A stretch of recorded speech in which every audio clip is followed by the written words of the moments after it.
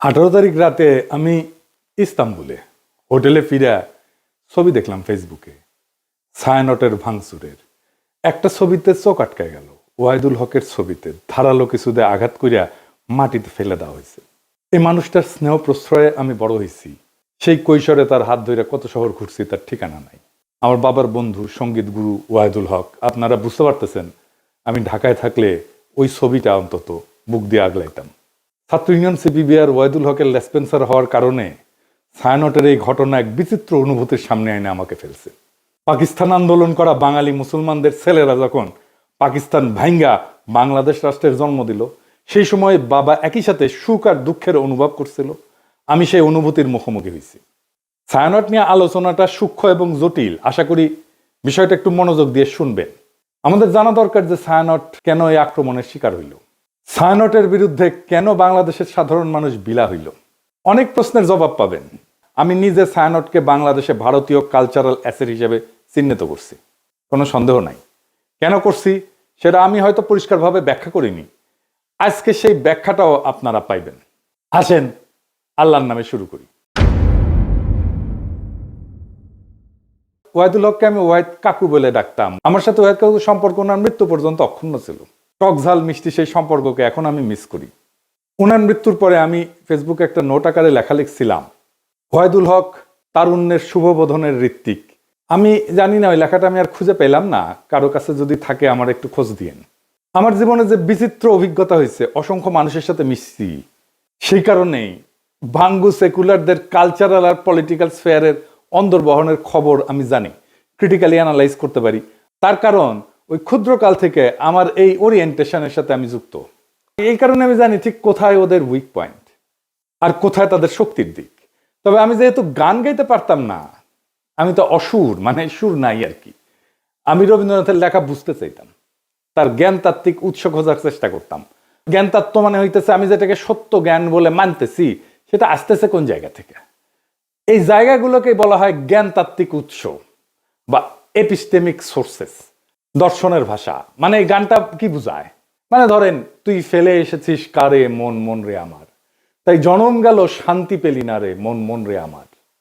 অথবা ধরেন প্রাণ চায় চক্ষু না চায়, মরে একিতর দুস্তর লজ্জা, সুন্দর এসে ফিরে যায় তবে কার লাগে মিথ্যায় শয্যা। মুখে নাহি নিঃস্বরে ভাস, দহে অন্তরে নির্বাক বহ্নি, ওষ থেকে নিষ্ঠুর হাস, তব মর্মে যে ক্রন্দন তন্নি। মাল্য যে দংশিছে হায়, তবে শয্যা যে কণ্টক শয্যা, মিলন সমুদ্র বেলায় চির বিচ্ছেদ জর্জর মজ্জা। আহা কি মধুর! মনে করিছেন এটা প্রেম প্রীতির গান? জিনা জিনা ভাইজান, এটা অন্য জিনিস। আমার একটা বই আছে রবীন্দ্রনাথ অন্য আলোয়, রবীন্দ্রনাথের অনেক গানের অর্থ ওইখানে ব্যাখ্যা করেছি। একদিন দরকার হইলে যদি টাইম পাই তাহলে একটা এপিসোড করে ব্যাখ্যা করতে পারি গান ধরে ধরে এটা কি বুঝায়। তো এই গানের অর্থ আবিষ্কার করতে করতে, তার অন্তর্গত দর্শন খুঁজে বের করতে করতে একসময় আবিষ্কার করলাম রবীন্দ্রনাথ আসলে উপনিষদ। উপনিষদ মানে হিন্দুদের প্রধান ধর্মগ্রন্থ, তার একটা। উপনিষদের কন্টেম্পোরারি বা আধুনিক উপস্থাপনাই হইতেছে রবীন্দ্রনাথ। ওয়াহিদ কাকুর সাথে আলাপগুলা করতেই পারতাম না, আমাকে এই উপনিষদ আর রবীন্দ্রনাথ সংক্রান্ত আলাপগুলা করতেই দিতেন না। একদিন আমি বললাম যে কাকু, ওই যে যদি ঝড়েরও মেঘেরও মতো আমি ধাই চঞ্চল অন্তর, তবে দয়া করো হে ঈশ্বর, এই গানটা তো ঋগ্বেদের। যদে আমি প্রস্ফুরণ নিব ধৃতির নাম আদো আদ্রিবহ, এটার অনুবাদ। ওয়াহিদ কাকু ভীষণ রেগে উঠে বললেন, তুই আর একটা ঋগ্বেদের শ্লোক অনুবাদ করে গান লিখে আন, দেখি কেমনে পারিস। তো বেদ আর উপনিষদের সাথে রবীন্দ্রনাথের লেখার অদ্ভুত সাজুজ্যের কথা বললেই ওয়াহিদ কাকু এইভাবে চেতে যেতেন। আমি বলতাম, বুড়া চেতে কেন? পরে বলছি, ক্ষুদ্রকালে আমি রবীন্দ্রনাথের রাজনীতির গুরু উদ্দেশ্য খুব পরিষ্কারভাবে ধরে ফেলছিলাম। উপনিষদ ঋগ্বেদ পড়তে বাধা নেই, অবশ্যই বাধা নেই, নিশ্চয়ই জ্ঞান অর্জনের জন্য ধর্মগ্রন্থ পড়া উচিত, আলোচনা করা উচিত। আমি সবাইকে উৎসাহ দিই পড়তে সব ধর্মগ্রন্থই, কিন্তু সেটাকে রবীন্দ্রনাথের মুড়ায় পরিবেশনের উদ্দেশ্যটা কি? এইখানে আপনি ছায়ানট প্রতিষ্ঠার উদ্দেশ্য বুঝতে পারবেন। কি সেটা? উদ্দেশ্য হইতেছে এই যে ইন্ডিয়া চায় বাংলাদেশের মুসলমান ধর্মে মুসলমান থাকুক নামে, কিন্তু সে তার ইনার সেলফে, ভিতরে অন্তর্গতভাবে সে ধারণ করবে হিন্দু ওয়ার্ল্ড ভিউ, হিন্দু বিশ্বদৃষ্টি। আপনি দেখেন যারা রবীন্দ্র অনুরাগী তাদের মধ্যে আপনি মুসলমানদের সহজাত সাহস, শক্তিময়তা, অ্যাডভেঞ্চার প্রিয়তা, দুর্দমনীয় একরোখা মনোভাব খুঁজেই পাবেন না। তারা রাষ্ট্রের সার্বভৌমত্ব লুট হয়ে যাইতেছে, সেখানে সিল করে বেড়ায়, ফুল লতা পাতা নিয়ে বসে আছে, মনে মনে ভাবে বাংলাদেশ ভারতের একটা প্রদেশ হয়ে গেলে তো ভালোই। একজন গভীরভাবে প্র্যাকটিসিং মুসলমান একই সাথে গভীরভাবে রবীন্দ্র অনুরাগী আপনি খুঁজে পাবেন কিনা আমার খুব সন্দেহ আছে। খুব রেয়ার হয়তো খুঁজে পেতে পারেন, খুবই রেয়ার।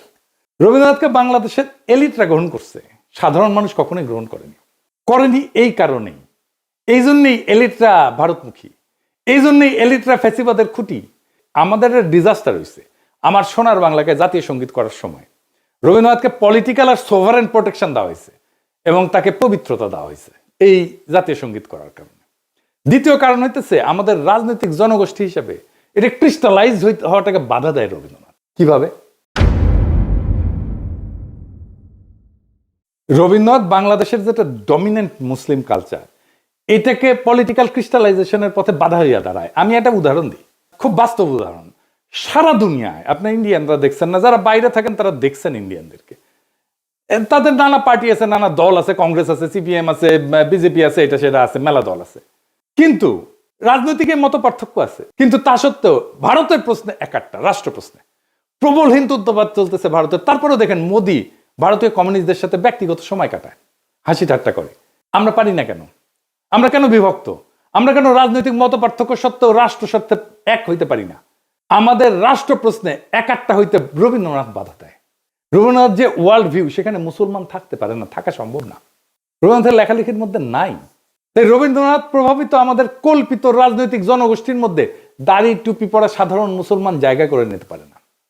অবচেতনে আমাদের এলিটদের রবীন্দ্রনাথ ভাবতে শেখায় ওরা আমাদের মতো না, ওরা আদার। রবীন্দ্রনাথ ভারতে হিন্দু ধর্মকে ভালোবাসতে শেখায়, রবীন্দ্রনাথ বাংলাদেশে মুসলমানদের আদার করে ঘৃণা করতে শেখায়। আপনি একই সাথে উপনিষদ আর কোরআনের গ্লোবাল ভিউকে এক করতে পারবেন না। আপনি কোএক্সিস্ট করতে পারবেন, সহাবস্থান করাইতে পারবেন, কিন্তু এক করতে পারবেন না, এটা অসম্ভব। কিন্তু ইন্ডিয়ানরা চায় এক করে দিতে, এই প্রগতিশীলরা চায় এক করে দিতে, এই ছায়ানট চায় এক করে দিতে। বাংলাদেশে যে রবীন্দ্রনাথ প্রজেক্ট, এটা সঙ্গোপনে হিন্দু ধর্মের ওয়ার্ল্ড ভিউ ঢুকায় দেওয়ার প্রজেক্ট। বাংলাদেশের মুসলমানদের মধ্যে হিন্দু ওয়ার্ল্ড ভিউ আর হিন্দুদের মধ্যে মুসলমান ওয়ার্ল্ড ভিউ ঢুকাই দিলে সমস্যার সমাধান হবে না তো। হিন্দুকে আধা মুসলমান আর মুসলমানদেরকে আধা হিন্দু বানাইলে সমস্যা মিটবে না, সমস্যা বাড়বে। হিন্দুকে হিন্দুই রাখতে হবে, মুসলমানকে মুসলমানই রাখতে হবে। দুই ধর্ম কোএক্সিস্ট করবে, একসাথে থাকবে। দুই ধর্মের ওয়ার্ল্ড ভিউ বা বিশ্ব দেখার দৃষ্টিভঙ্গি কিভাবে আলাদা আর একটু গভীরে যায় বুঝি, সবার একটু মনে থাকবে। তাইলে একেবারে উদাহরণ দিয়া খেয়াল রাখবেন, আমি ভালো বা খারাপ বলতেছি না, কিন্তু বলতেছি আলাদা, দুইটা আলাদা। ধরেন প্রশ্নটা হইতেছে যে দুনিয়াটা কি আসলে, দুনিয়াটাকে এক না বহু? এডিটর সাহেব এটা উপরে লেখেন, দুনিয়াটা এক না বহু।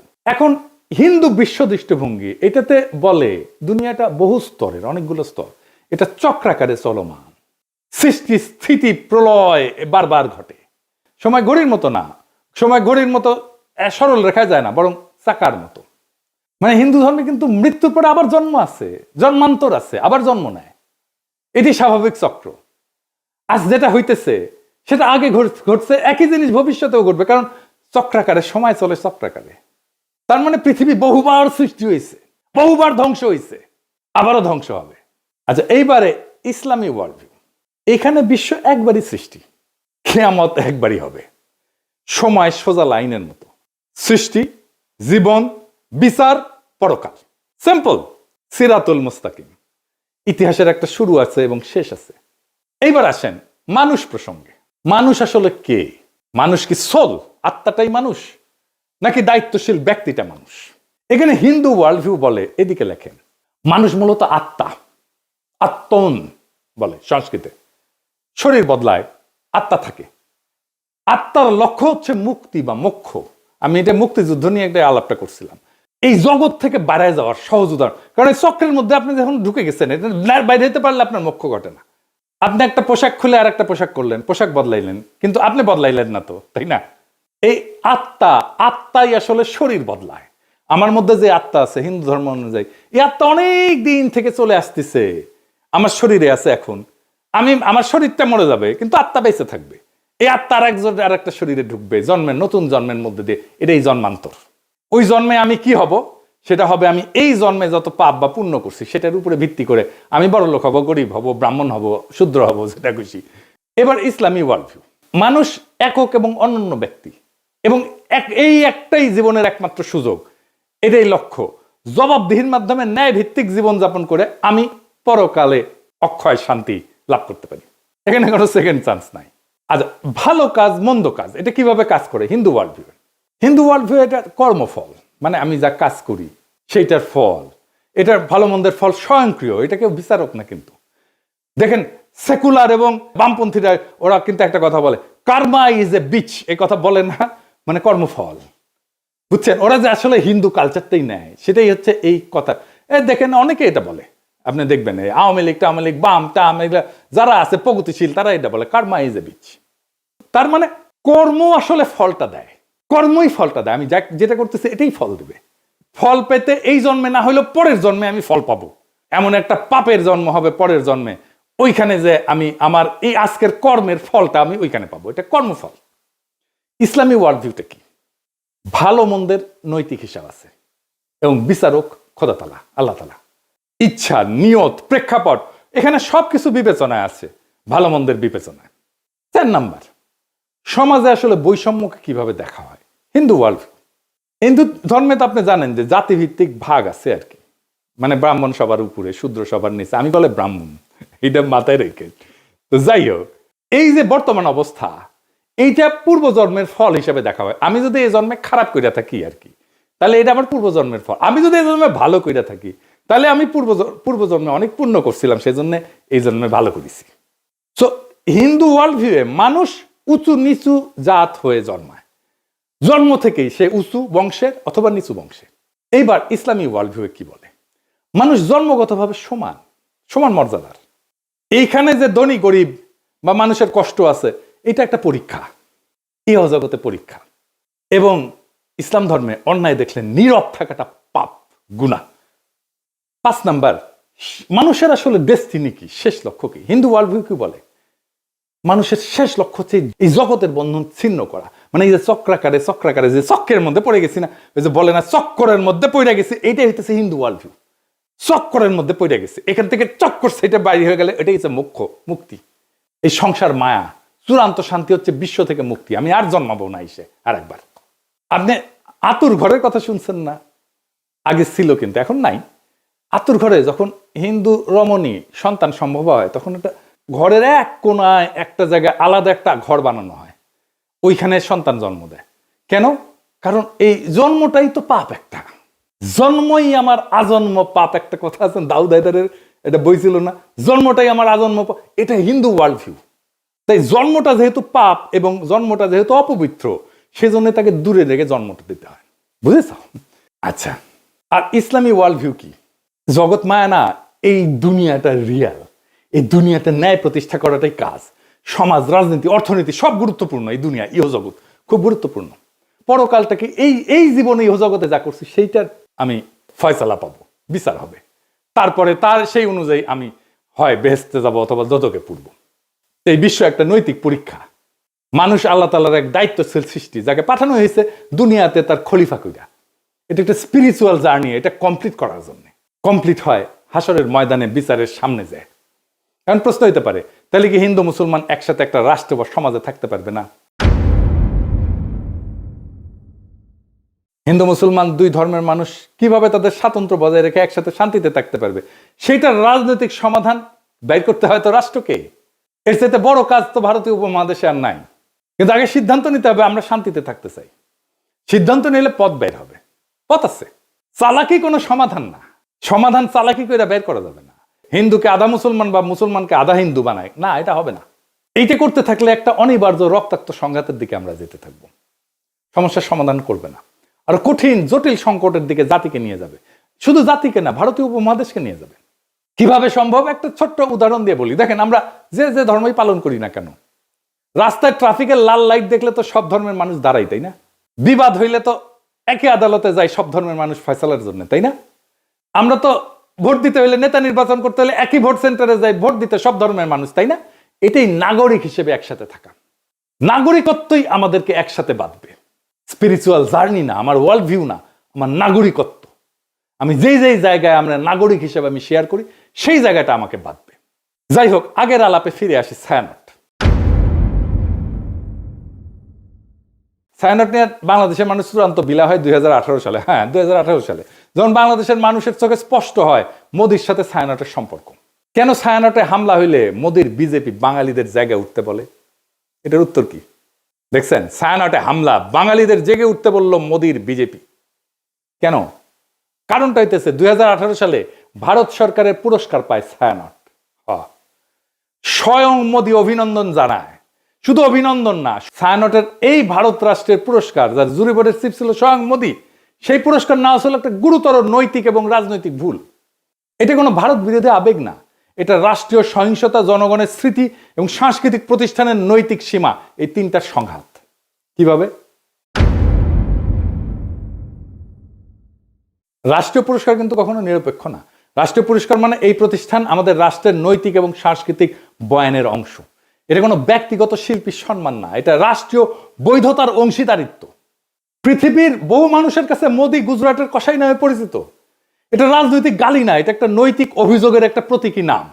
বাংলাদেশে মোদি অসম্ভব ঘৃণার পাত্র। বাংলাদেশে মোদি বিরোধিতা কোনো বিমূর্ত বিষয় না, বাস্তব ঘটনা। 2021 সালে মোদি বাংলাদেশে সফরের বিরুদ্ধে ব্যাপক গণপ্রতিরোধ হয়, পুলিশের গুলিতে সংঘর্ষে বহু মানুষ মারা যায়, শহীদ হয়। সাধারণ মানুষ এটা প্রতিরোধ করছে। কেউ এটা অস্বীকার করলে সে ইতিহাস অস্বীকার করতেছে। এখন প্রশ্ন হইতেছে, যে ব্যক্তির আগমনের বিরুদ্ধে বাংলাদেশের মানুষ জীবন দেয়, তার নেতৃত্বাধীন জুরি বোর্ডের মনোনয়নের পুরস্কার নেয় একটা রাষ্ট্রের কাছ থেকে, ছায়ানট এটা কিভাবে সংস্কৃতি বলে চালায়? আর সেই রাষ্ট্রের কাছ থেকে, যেই রাষ্ট্রের বর্তমান সরকার মুসলিম নিধন, নাগরিক বঞ্চনাকে স্বাভাবিক করে তুলছে, কাশ্মীর থেকে দিল্লি সব জায়গায় এটা প্রমাণ আছে। এই দুই অবস্থান। এখন ছায়ানট তো বলতে পারেন আমরা রাজনীতি করি না, এ দাবি আর টেকে না। এই যুক্তিটা সবচেয়ে বড় ভণ্ডামি। কারণ রাষ্ট্রীয় পুরস্কার গ্রহণ করে একটা রাজনৈতিক কাজ। রাজনৈতিক ক্ষমতার কাছ থেকে সম্মান নিলে আপনি রাজনীতির ভেতরে ঢুকে পড়েন। রাজনীতি করি না বলার তখন সুযোগ থাকে না। রাজনীতি করি না বলার সুযোগ একদম শেষ হয়ে যায়।